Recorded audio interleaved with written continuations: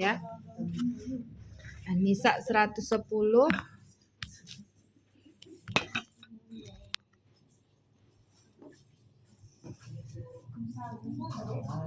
Bismillahirrahmanirrahim.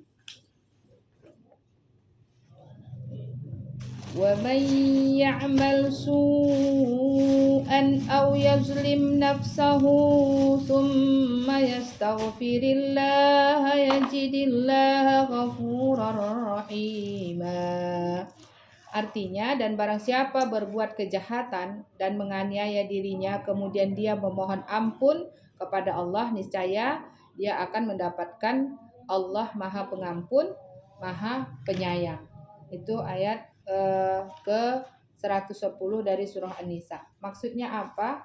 Bahwasanya ya, ini di dalam tafsir At-Tabari mengatakan bahwa dan barang siapa yang berbuat kejahatan, ya, berbuat maksiat, diri kita ini berbuat yang dilarang Allah atau tidak melakukan yang Allah perintahkan, berarti itu satu kejahatan. Lalu kemudian meminta ampun kepada Allah, bahwasanya ketahuilah bahwasanya Allah Maha Pengampun lagi Maha Penyayang. Namun jangan sekali-kali kita sudah tahu bahwasanya itu kita berbuat kejahatan lalu kemudian kita nggak apa-apa, nggak berdosa, aku nanti minta ampun. Artinya dengan segala kesengajaan, ya kan, dengan segala kesengajaan. Nanti masih muda, nanti taubatnya nanti masih ada waktu gitu.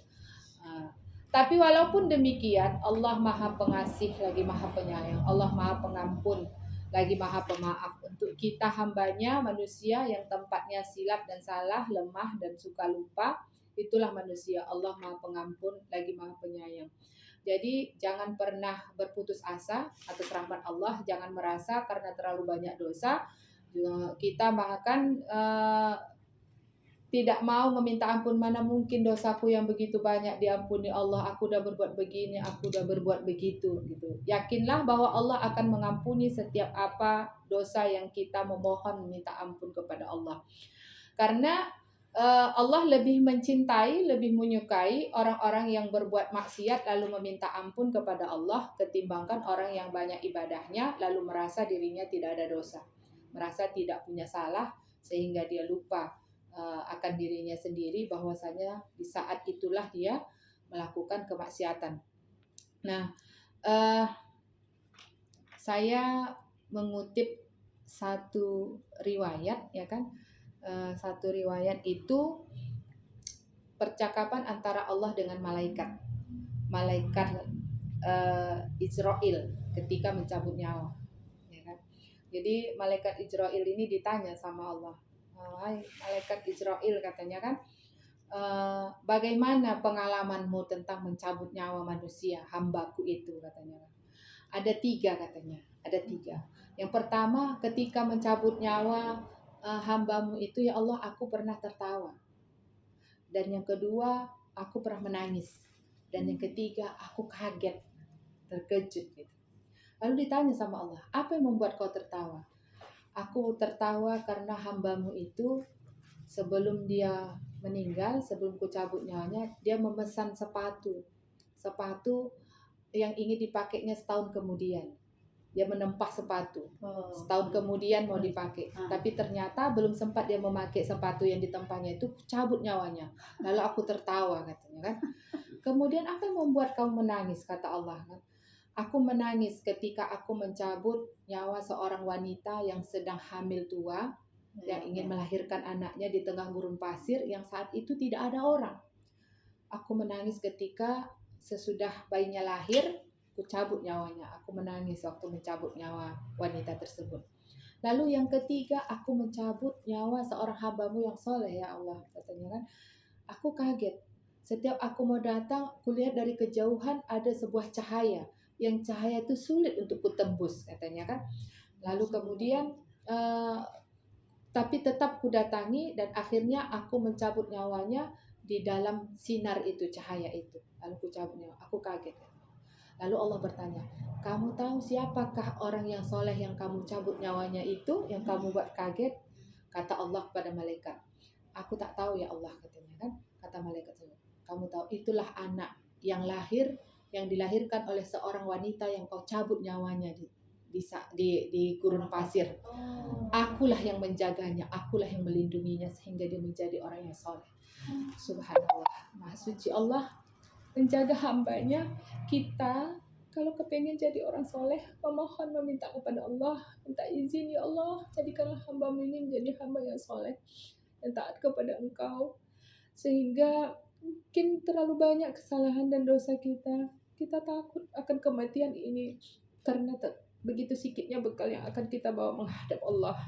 Sama halnya ketika kita mau pulang kampung ya dari merantau yang sangat cukup lama, ketika kita ingin berjumpa dengan sanak keluarga kita, tapi kita hanya punya ongkos doang. Sampai jumpa nggak bawa apa-apa. Gimana perasaan kita? Begitu sedihnya kita, itu rindunya orang-orang kampung dengan kita, teman-teman kita, sahabat-sahabat kita, keluarga kita semuanya. Tapi tak ada apa, sedikit pun nggak ada yang kita bawa untuk menggembirakan orang, hanya kehadiran. Begitulah kita nantinya ibu-ibu. Hanya bisa ongkos saja yang lepas. Tapi begitu sampai di sana kita tak ada punya bekal apa-apa. Begitu dekatnya padang mahsyar itu, matahari sejengkal dari ubun-ubun kita. Untuk menyelamatkan diri sendiri pun tidak mampu, apakah lagi untuk menyelamatkan orang tua, suami, anak-anak kita yang kita cintai. Semuanya hanya memikirkan diri masing-masing, meminta, memohon selamat. Maka dari itu, mari sama-sama kita bermohon kepada Allah, meminta izin kepada Allah, supaya Allah izinkan, supaya Allah pilih kita orang-orang yang terpelihara, Allah yang orang-orang yang Allah beri hidayah, yang mudah-mudahan tidak akan pernah dicabut, yang ringan, selalu ringan untuk beribadah, menunaikan sholat kita, zikir kita, ibadah-ibadah yang lain, dan kemudian kita bisa berinteraksi dengan orang-orang yang tidak dengan menyakiti hati orang-orang, tapi justru dengan interaksi kita kepada orang hamba Allah, kita menitipkan kebahagiaan, kegembiraan di hati orang-orang yang memerlukan, dan itu lebih Allah cintai. Jadi ada dua hal, ada hablum minallah, ada hablum minannas. Jangan hanya hablum minallah aja. Mentang-mentang kita mau disayang Allah, kita taunya hanya di sajadah doang. Orang-orang tak peduli. Tak peduli dengan tetangga, tak peduli dengan kaum kerabat. Tapi juga justru harus keduanya. Jangan juga hanya ngurusin orang, tapi ibadah kita keteteran, ketinggalan.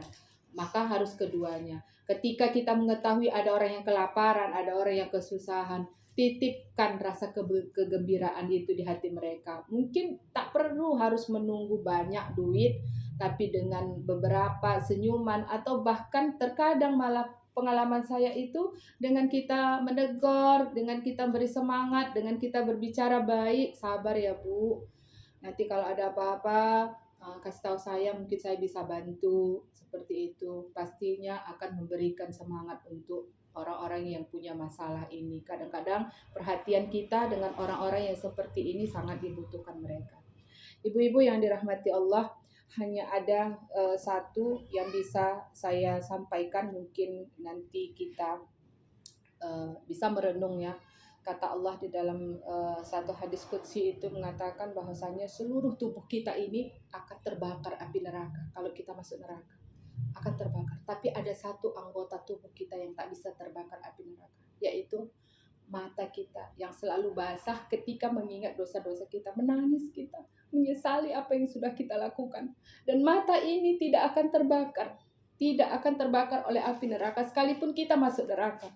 Karena setiap kali kita berdoa minta ampun, mengingat kesalahan yang kita lakukan itu, dia akan tetap membasahi, menyiram dari api neraka yang akan membakarnya nanti. Mudah-mudahan semua mata kita ini akan menjadi saksi ya, karena ketika keluarnya air mata itu karena ada motivasi dari hati, ya kan Bu? Ada dari hati yang membuat prosesnya itu keluar dari mata kita. Apakah itu satu kesedihan, maka dia akan mengeluarkan air mata, tapi juga kadang-kadang kegembiraan juga bisa mengeluarkan air mata. Wallahu a'lam. Mudah-mudahan bermanfaat untuk kita, terutama untuk saya. Saya harus juga memotivasi diri saya karena memang keimanan ini kadang naik, kadang turun, dan itu makanya kita untuk selalu saling menasehati dalam kebaikan dan saling menasehati dalam yang hak. Wallahu a'lam. Terima kasih atas segala perhatiannya. Mohon maaf atas segala kekurangan. Mari sama-sama kita berdoa.